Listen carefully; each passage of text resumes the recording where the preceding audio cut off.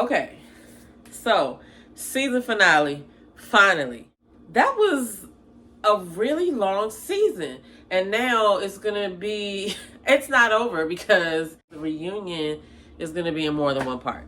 So, we'll get to that. We're just gonna jump right into it. Okay, no, let's start this out. Let's start this out by saying I had some predictions last week and I was wrong, I think, about two of them.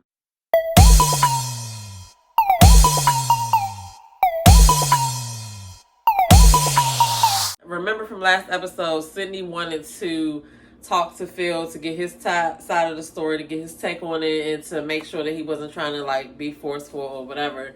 Phil tells her that he and Shiloh's virgins are very different. Of course, we already knew that. Even though we didn't get the full details, it seemed like it was some confusion, right? Whatever Phil says makes Sydney feel comfortable, and she lets him know that, okay, I still feel the same way, nothing's changed or whatever. And I do see that she really likes him. Something that happens to women sometimes, or we pick a certain type of dude for a long time, and then we realize I might need to try something different. And I think that's what's happening with Phil and Sydney. Like I said in the last video, I don't think Phil can handle Sydney, but I can see what her attraction is or whatever. I don't think they would have gotten together if they were just like out in DC and just met regularly. Unless Phil got game. I heard Phil's a charmer, so maybe. But anyway, so their day went good. I think Phil feels comfortable. Phil felt like she was understanding and all of that. So it looked like a huge weight was lifted off his shoulders after they got to talk. So they have one last brunch. So Frank is sitting there with Sydney and Mumi at the same table looking crazy as I don't know what. Like, they're sitting there all talking about how comfortable they feel all three together. Like, what are y'all going for with this? So then they show Walter and Sabrina talking, and like Sabrina's telling him, you know, I switch it up a lot. He's like, yeah, I sense that. He was like, well, the universe gives me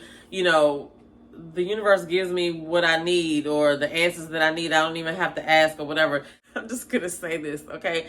I don't know if this is everywhere, but here in the DC, Maryland, Virginia area, there are a lot of dudes that want to be chased. Like, it's really crazy. And when he said that thing about the universe, that just made me think that he just wants to be chased. And then if he does like younger women, I feel like he is probably used to the women like overextending themselves to let him know that they want him, or basically driving the whole communication situation if they're always calling him and he don't ever have to call nobody.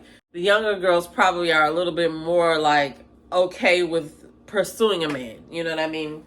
I don't know. I think that's what my problem is too, because I'm not about to pursue a dude. Like, I don't know how to do that. Like, I'm the woman and I'm used to being pursued. So if it's a dude that I'm talking to and he's not making an effort, I'm going to take that as he's not interested and I'm going to move on. That's just how I'm going to work with that. And like, people always tell me that I'm nonchalant and they can't read me and stuff like that. But, you know, communication is the best tool. So, you know, I think that Walter fumbled the bag when he did not communicate. But we're going to get to that part in a minute. So then Tommy comes in and, you know, he tells them that their time with him ends now. And they got to, you know, make their own decisions. And he's giving them all the tools and stuff like that. So the men are going to be introducing the women to their families. So this is the final 8. So Frank's...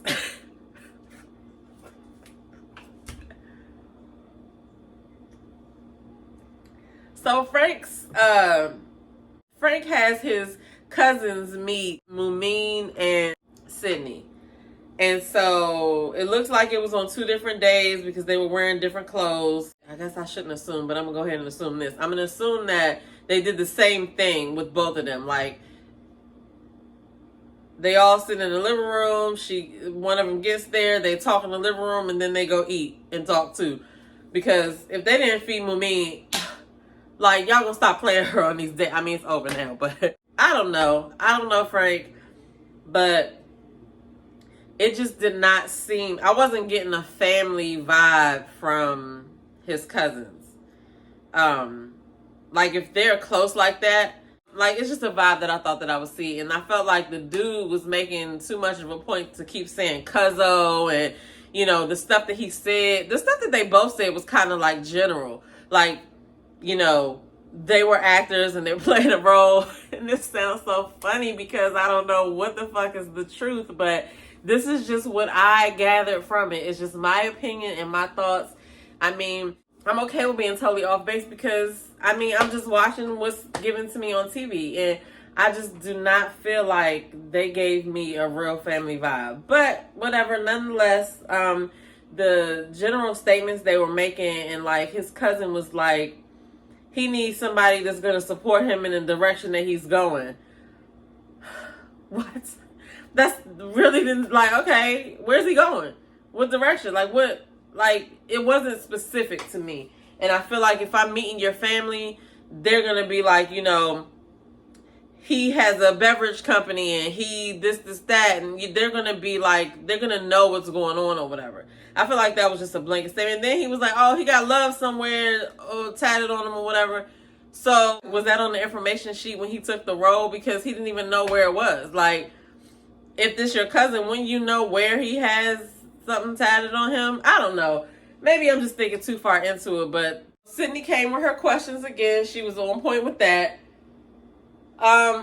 These are not Frank's cousins. Who are these people? How old is that little girl? For real. Whose daughter is that? Whose little kid is that? Y'all better stop playing. Like, I don't even feel like she's... Is she old enough to drink? I don't know. Whatever. She was like, he's always been ready to love. He just haven't found the right person. Look, girl, how old are you? They just thought he was perfect. They even said it. I think he's perfect. They're Frankie. I think he's perfect. They say he's ready for marriage with the right person. I don't know. Call me skeptical, but I'm not buying it. But I'm not buying this one either.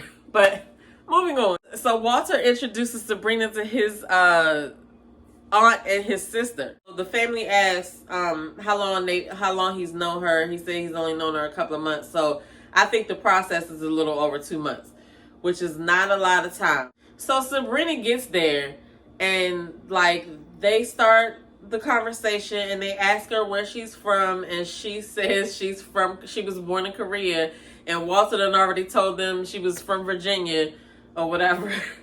I don't know how he can forget that part because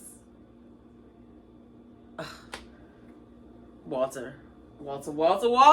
So Sabrina asks about Walter, how he is in relationships, and his family was like, she asked, was he affectionate and stuff, and his family was like, yeah, he's affectionate. So I'm going to go ahead and retract what I said about Sabrina and Walter in another video, because I really don't think that they had a chance to do anything if he wasn't calling her and he wasn't being affectionate.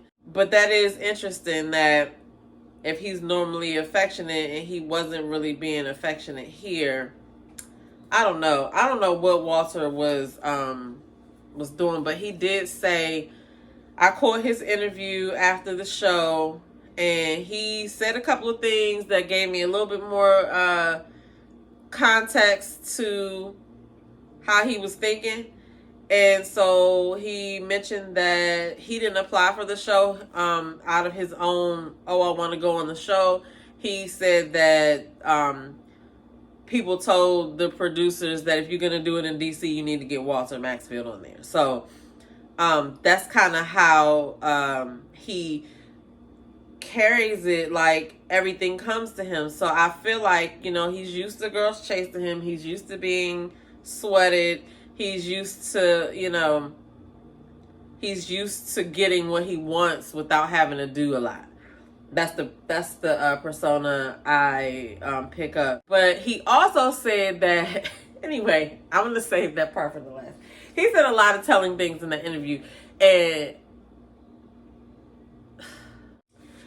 so Sabrina wraps up the date. They had a good conversation, it looks like. She feels good about the date. And she's leaving like, this is really about to happen or whatever. she's, contemplating everything and thinking the whole thing through. So his family asks him tells him after she leaves that she's different than his other women that he's dated. And they probably were saying that because she's not one of those young girls or whatever. But they didn't elaborate. So Aisha meets Dante's brother and cousin. And I'm sorry, I don't trust nobody named Leroy. But let's go back to how Frank and his cousin were interacting. And let's go out. Well, I guess, cousin, brother, family. Anyway, they greeted each other like they knew each other, which I don't feel like Frank and them greeted like that. But I like how Dante refers to Aisha and calls her goddess. But then I'm looking at it, I'm like, okay. I was looking at his brother's shirt and I was like, dude, what you trying to do here? I'm going to need you to button one of those buttons because you got your chest all out. Like, button one of them buttons, sir. What are you doing? So they move to the couch. Well, they start out in the kitchen and they're eating, and then they move to the couch. They continue to talk. And she says, she wants to be, she wants to be a feminine woman, and, he can, they get to talking about bills, and she was like, he can go out and do that, and then a man provides, and the woman shows him how she can lay a house down or whatever. So the brother was just like, oh, well, do you mean that means the woman does everything in the house and he's doing everything outside of the house? So I feel like his response was kind of like weird. Like, yeah, I mean, of course, I know he wants to make sure that nobody's taking advantage of his brother and stuff like that. But like, that just kind of proves the point that when you are a single mom, you show your children a certain type of woman, depending on the type of mother you are. And it could make them their first relationship with a woman is their mother. And, so going out into the world and thinking that the woman you marry is supposed to be like your mother. If your mother was a single mom and you run into a person like Aisha, of course you're not going to even consider what she's talking about. However, Dante's here for it. And I don't think that Aisha was saying that she wasn't going to contribute. I just think that she was, when you're a single mom, you have to, unfortunately, you rely a lot on your masculine energy to get shit done. And you have, because it's you have to take care of things. You have to, you can't drop the ball on anything. Like, you have this little person depending on you. And so you don't get to take breaks. You don't get to be, soft, so to speak. You don't get to rest in your femininity. So if she finds a man that will be the man and take on that masculine role, this is like, as a single mother, yeah, I can feel her on that, because you holding both. You tired of holding all the gauntlets, you know what I'm saying? You tired of holding everything. You tired of holding everything up, all the balls in the air or whatever. And if you got a man that's gonna come and help you, yes, help me. You know what I'm saying? I feel her on that. So, but it don't matter what the brother said anyway, because Aisha was respectful in what she was saying, and he don't gotta like it. His brother gotta like it, and Dante is here for it. Okay? And I have to stop saying okay. Dante is here for it, and I like that. I also want to say this too, because if your woman is supportive and she's filling that role for you, a man probably will do anything she want him to do. So I don't see nothing wrong with that. I don't think the brother should have went through that whole thing about the mother, how she raised him and everything, because that just kind of seemed like he just wasn't feeling that whole thing, whatever. But like I said, it don't matter what he think. Dante's here for it, so bro just gonna have to stand by and watch and button up his goddamn shirt. I like Dante and Aisha together. They're cute together. She said she's not going 50-50. I think overall the brother and the cousin liked her energy. Sydney's about to meet Phil's aunt, who's his mom's sister, and his cousin. And they ask her about if she has any other connections. And so she mentions Frank, but she lets them know that, they did have an instant connection, but Phil is peaceful and calm. And that's what I mean. Like, when you used to dealing with a whole bunch of dudes that are rah-rah and always like in the limelight and got stuff going on, when you meet a dude that's like a regular low-key dude, you kind of want it's intriguing. So I could see it. You know what I mean? I could see it. But we'll see what happens on the reunion, because I don't know who's together and who's not at this point. But overall, Phil's family liked her. So it's choosing day. Okay? No. Oh, stop saying okay. Okay, so I'm going to go through this a little out of order from how it happened, just because I'm saving the best for last. If you watch the show, you already know which one I'm saving for last. So Sydney meets with Phil. They meet at the National Harbor, and so Frank met Mumin at the National Harbor as well. I don't know where Walter and Sabrina were. I don't recognize that setting. So Sydney meets with Phil. And so I do feel like for this situation, she should have wore something that kind of was flowy, but I've really never seen her wear anything flowy. But it would have been tight as she was walking if that jump was like blowing in the wind or something or whatever. But so Phil, of course, chooses her.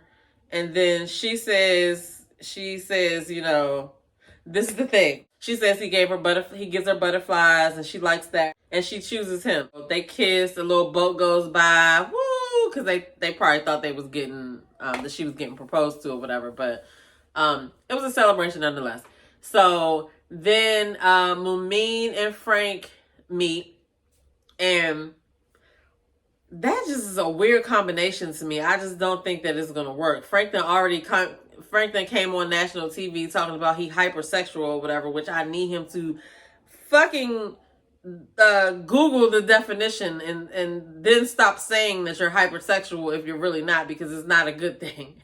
I mean, you could just start saying I like sex a lot instead of saying hypersexual. But anyway, she comes down and she's basically saying that if he chose her, that she wanted him to have sat with that decision and made sure that he knows what it comes with, and all of that. So he tells her exactly that. And so he picks her and she picks him, and they kiss. He said his heart was about to explode that this beautiful woman chose him. So we'll see if that holds true when the reunion airs on Friday. Dante meets with Aisha. Aisha got on this blue dress. Dante calls her a goddess once again. They choose each other, and Dante is like, watch me work. So Walter and Sabrina meet. Sabrina and Walter have been matching each other a couple of times this season, and this was no exception. Like, you would have thought they planned that. I like the way the dress looked, the way she was walking down there, the way she was holding the dress. That's one of her creations. The necklace was bomb. I just felt like this whole scene was tight. Now, I just feel like Sabrina understood the assignment. So Walter, when they show him setting up and everything, he gets there, he's sprinkling the roses on the ground or whatever. He's ready for her to come. And so, of course, he's like, you know, we done got through a lot of bullshit, and it was a lot of bullshit. You know, I choose you. I woke up and I had an epiphany, or I was clear on who I was gonna pick, and it's you, or whatever. And I already knew when Sabrina did this laugh.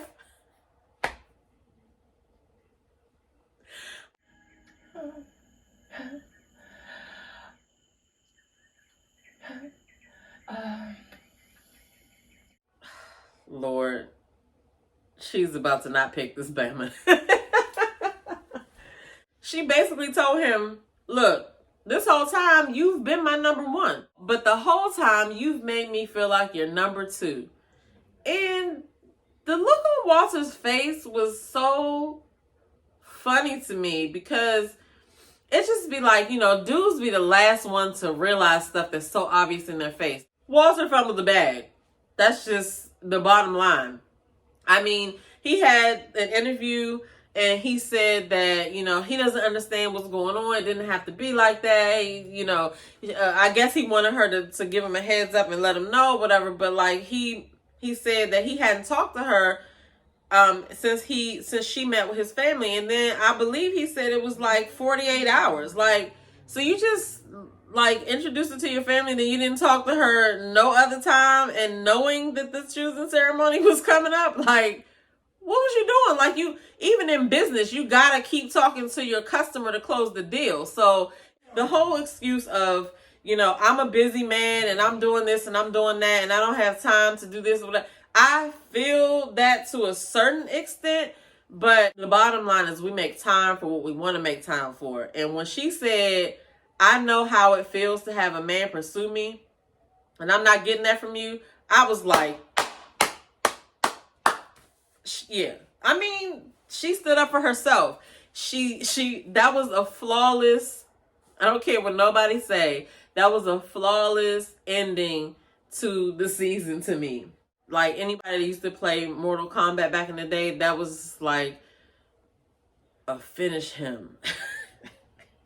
And Walter's face the whole time, like, I could just imagine what this man was thinking. He probably was like, I cannot believe she did this in front of everybody. It's going to be aired on TV. But the funniest part to me out of the whole episode of everything was when he said, yeah, call me sometimes. And she turned around and was like, yeah, I will have to because your ass ain't going to call me. I was done. Sabrina is funny as I don't know what for that.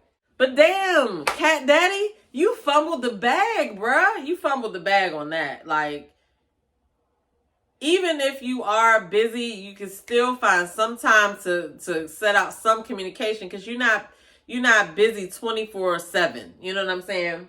I mean, you had time to go out and do these dates and stuff. You had time to meet up with them when they go out and stuff like that. So, like, you can't do a little phone call here or there. I just feel like he's used to these young girls doing whatever they need to do to stay in his good graces or to chase him down. And he wasn't getting chased by Sabrina. That was, you know, not gonna happen. And I don't know why he thought that it was just okay to just not talk to her or whatever. Like, if this is the process that you're doing, you're in an accelerated situation, you need to be talking. And then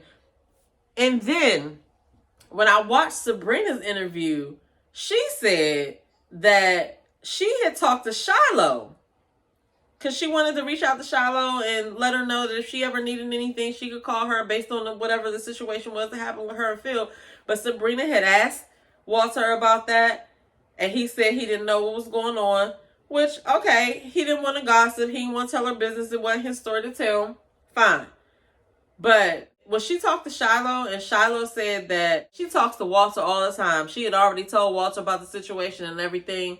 And this is like another thing dudes don't be thinking about. Like, when you do stuff like that, like when she asked you about it, you should have thought to yourself, well, I don't necessarily have to tell her what the girl told me, but you know what? I don't even know what to say. I don't know. It's funny because I don't recall seeing Walter and Shiloh together on the show. Like, I don't remember them airing anything about them even talking or whatever. So, like I said, it was probably a whole bunch of different stuff going on behind the scenes. All that stuff was probably affecting certain things. Like, in Walter's interview, he said one of the things that contributed to him not picking Mumin was the interference from Zadia and Camille. I knew that there was some type of clicking up going on, and I knew it was some stuff going on in the background with them because I wasn't surprised when he said that. But anyway, so we're at the end of the road for this season, but now it's time for the reunion. The reunion is going to be dragged on like the season because it's also going to be in multiple parts. So part 1 is going to be on Friday. We need to take a look at this trailer because I got a couple questions. Everybody crying. Like, let's watch this and then I'll come back with my questions that I got. Next time on Ready to Love. Welcome to the Ready to Love DC reunion. Who was nervous about tonight? No regrets? No. Okay. They did. Are we dating exclusively Sydney and Phil? Several of the women said you're not ready. All we have in this life is our word, and you have not kept your word. I know that. I'm not saying otherwise. Did you see how you started it? It sounds like people here are really thirsting for friends and not love. Could one of y'all men check him? She said, anybody put my man in the bottom, I'm y'all. That's exactly what she said. Y'all. So wait, Camille, you're saying you didn't say that? No, I did not. What's wrong, Tasia? This is ghetto, and I'm over it. This is not what I came here for. Wait. 2 seconds. You know how much it takes to go in this type of journey? Even Corey was crying. Like, what is happening? Who is Sydney asking the guys to check? What is in Cornelius's mouth? And what kind of voodoo Zadi got going on? Because Naeem is still hanging in there after she didn't even choose him. And was Phil comforting Aisha at one point when she was crying, saying, give me 2 seconds, give me 2 seconds? Why wasn't she sitting beside Dante? So yeah, I'm excited for the reunion. I can't wait to see what's going to happen. But I low-key feel like we need another whole reunion, present day, because we need to know where they at now. Like, what's going on? Anyway, that's all I got to say about this episode. We're going to be ready for the reunion to see what's going to happen. Tasia walks off. Corey's comforting Lumine. It just looks like a bunch of chaos. But I heard it was off the chain, so we'll see what happens. But then, like I said, like it's now it's January. What's going on now? Like, what's happening? Anyway, like, share, subscribe, and get in the comments below. What y'all think gonna happen? What do you think about this episode? What do you think about this season? I'll see you guys in the next video. Peace.